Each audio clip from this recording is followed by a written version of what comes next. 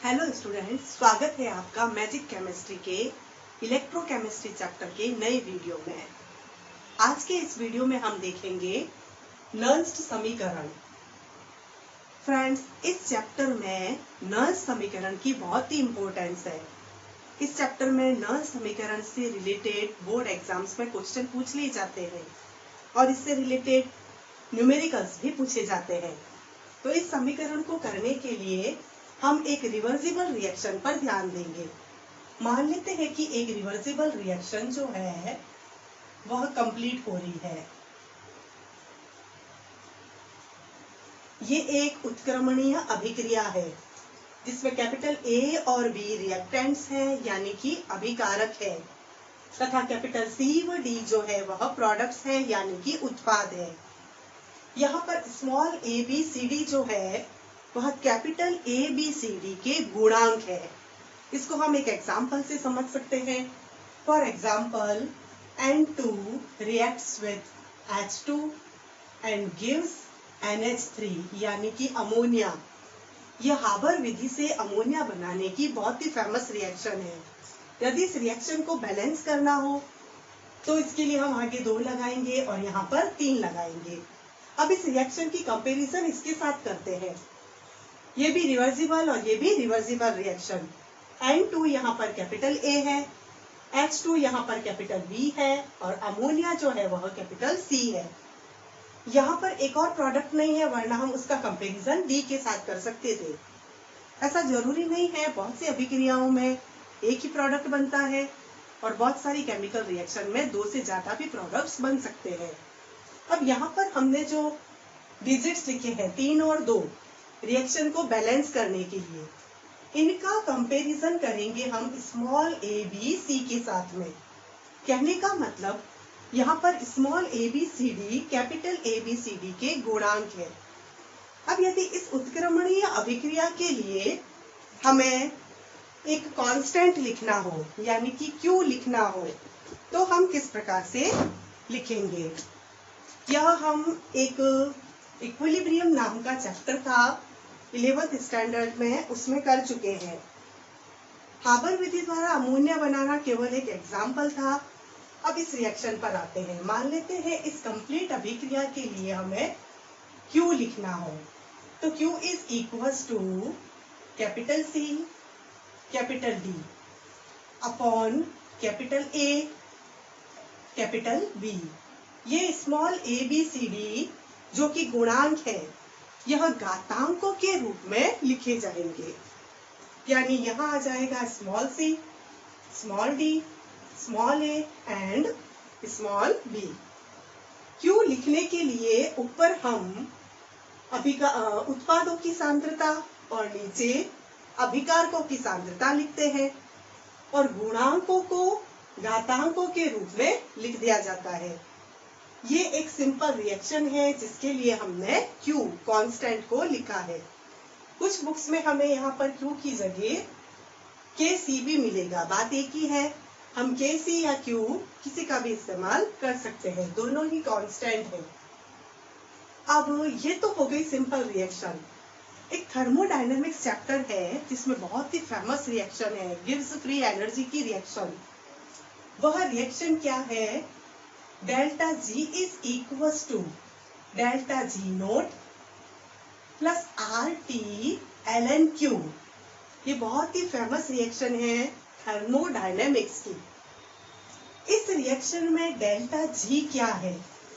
यहाँ delta G जो है वह गिव्स फ्री एनर्जी है या गिव्स मुक्त ऊर्जा है।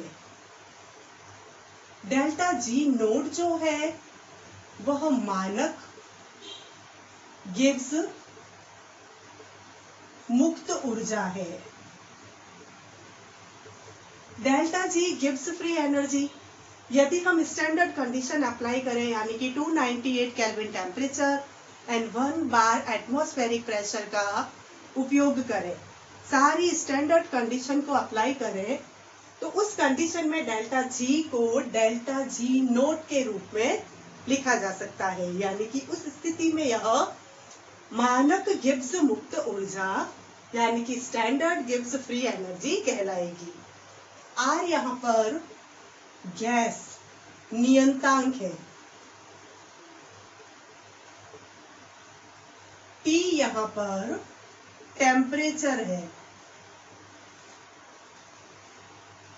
अब ये है हमारी एक सिंपल रिएक्शन जिसमें डेल्टा जी क्या है, गिव्स फ्री एनर्जी। अब जो गिव्स फ्री एनर्जी है डेल्टा जी, इसकी 3 वैल्यूज जो है वो पॉसिबल हो सकती है। डेल्टा जी 0 हो सकती है, डेल्टा जी नेगेटिव भी हो सकती है, डेल्टा जी पॉजिटिव भी हो सकती है। अब जब यह 0 होती है तो हम मानेंगे कि प्रोसीजर जो है वह साम्यावस्था में है, यानी कि यदि डेल्टा जी का मान 0 आ रहा है किसी रिएक्शन के लिए, तो वहां पर हम मानेंगे कि इक्विलिब्रियम सेट हो चुका है, साम्यावस्था स्थापित हो चुकी है। यदि डेल्टा जी का मान नेगेटिव है तो यह माना जाएगा कि वह प्रक्रम स्वतः प्रक्रम है। स्वतः प्रक्रम से तात्पर्य ऑटोमेटिकली क्लियर हो रहा है, वह प्रोसीजर ऑटोमेटिकली हो रहा है, हमें कोई कंडीशन अप्लाई करने की रिक्वायरमेंट नहीं है। If delta G is equal to positive, तो वह प्रक्रम अस्वतः प्रक्रम होगा, यानी कि वह प्रक्रम अपने आप नहीं होगा, हमें उसे करवाने के लिए कार्य करना पड़ेगा। कहने का तात्पर्य डेल्टा जी के मान 3 है। डेल्टा जी 0 हो सकती है, पॉजिटिव हो सकती है, नेगेटिव भी हो सकती है। अब ये थी हमारी समीकरण नंबर 1, जो कि हमने किसके बेस पर लिखी, ऊष्मागतिकी के रूप में लिखी।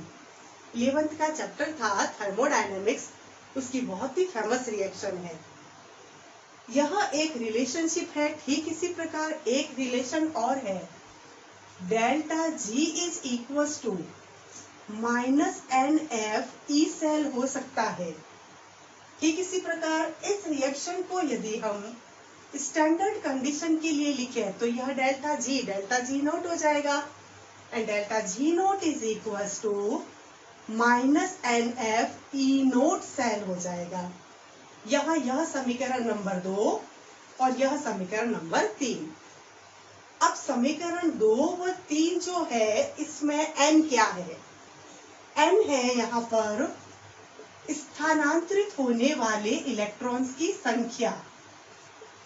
स्थानांतरित इलेक्ट्रॉन्स की संख्या, जैसे डैनियल सेल में मैंने आपको बताया था, जिंक से कैथोड की ओर 2 इलेक्ट्रॉन्स जा रहे थे, यानी कि कंप्लीट डैनियल सेल में 2 इलेक्ट्रॉन्स का ट्रांसफर हो रहा था। तो नंबर ऑफ इलेक्ट्रॉन्स जो कि ट्रांसफर होते हैं किसी सेल में एनोड से कैथोड की तरफ, उसे हम स्मॉल n से प्रदर्शित करते हैं। डैनियल सेल में n इज इक्वल टू 2 था, बट अलग अलग सेल्स में इस n का मान अलग अलग होगा। F जो है वह फैराडेज कांस्टेंट है, इसके बारे में हम डिटेल में अगली वीडियो में देखेंगे।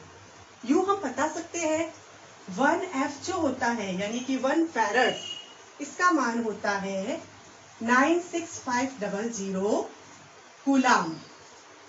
1 फैराडे का मान है 96500 कूलाम।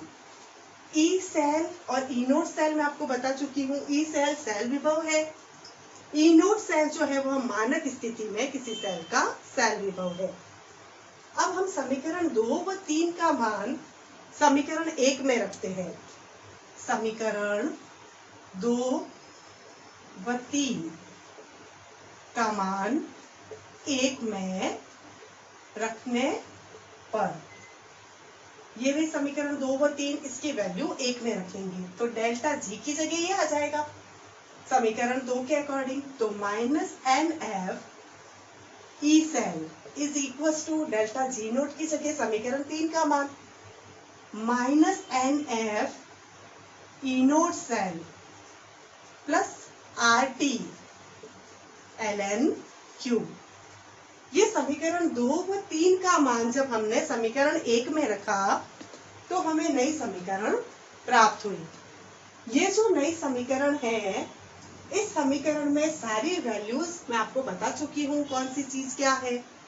अब यहाँ पर ln क्या है? Q तो कांस्टेंट है जो हमने यहाँ लिखा था। ln ये लघु गुणक होता है जिसको हम log से डिनोट करते हैं। इसके दो बेसेस हो सकते हैं, log 10, log e।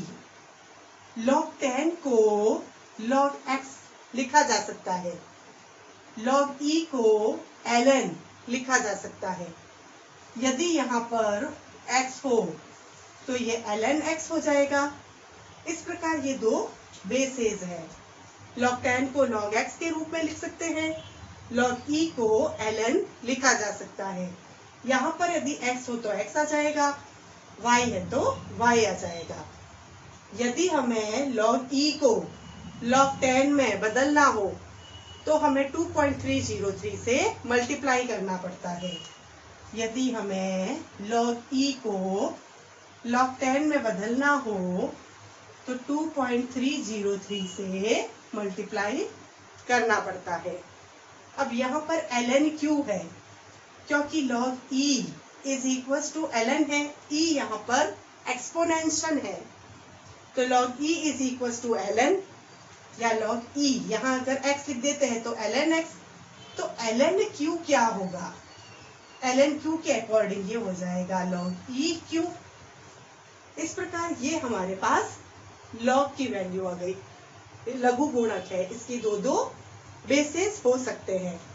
अब ये जो कंप्लीट हमारे पास रिएक्शन है, ये जो नई समीकरण है, इस पूरी समीकरण में हम -nf का भाग लगाएंगे। इस प्रकार ये -nf, ये -nf, इस सर्कल को हटा लेते हैं, आपको समझाने के लिए लिखा था। ये -nf, ये माइनस से माइनस गया, nf से nf गए, माइनस से माइनस गया, nf से nf गए। अब क्या बचा?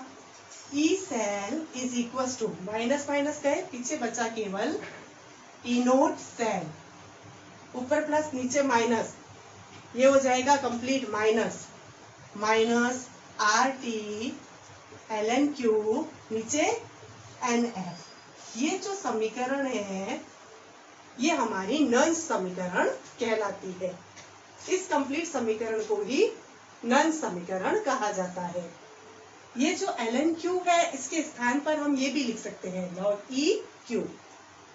अब यदि इस समीकरण में हम कंप्लीट चीजों के मान लिख दें, ये जो नंस समीकरण आई है इसमें कुछ वैल्यूज पुट आउट करके देखते हैं। जैसे E cell is equal to E naught cell minus R का मान, R एक गैस कांस्टेंट है, इसका मान होता है 0.0821। फिर ln Q नीचे आ जाएगा n। डैनियल सेल के लिए n लिखे तो 2, अदर कोई सेल की बात चलती है तो n अलग अलग होता है। यहाँ हम लिखेंगे केवल n।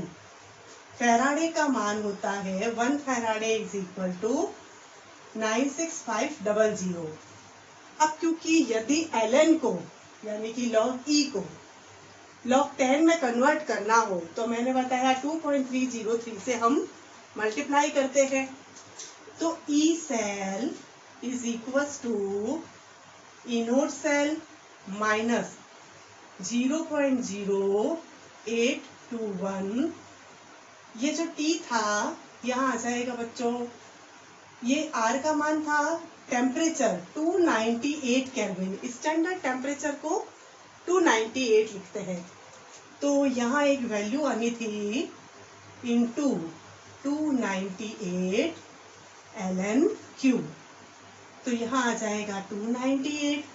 अब इसे हमें किस में बदलना है? log 10 में, तो यहाँ आ जाएगा 2.303 log Q, क्योंकि हमने इसको किस में बदल दिया? log 10 में। नीचे आ जाएगा n इंटू 96500। अब इसे यदि हम सॉल्व करें कंप्लीटली, इसे यदि हम सॉल्व करें इस वैल्यू को, जैसे ये और ये वैल्यू, और इसे सॉल्व करें तो E cell is equal to E naught cell minus 0.0591 log cube, नीचे आ जाएगा n। ये हमारी नई समीकरण प्राप्त होगी। इसे भी नल्स समीकरण कहा जाता है। ये भी नल्स समीकरण, ये भी नल्स समीकरण। ये छोटा फॉर्म हो गया। दोनों ही समीकरणें नल्स समीकरण है। इसका उपयोग हम न्यूमेरिकल्स में कर सकते हैं। अब यदि यहाँ पर हम डैनियल सेल लेते तो n का मान यहाँ पर हम 2 लिख सकते थे। तो n का मान सेल के अकॉर्डिंग चेंज होता है। यह है हमारी नल्स इक्वेशन। नेक्स्ट वीडियो हम नेक्स्ट टाइम करेंगे।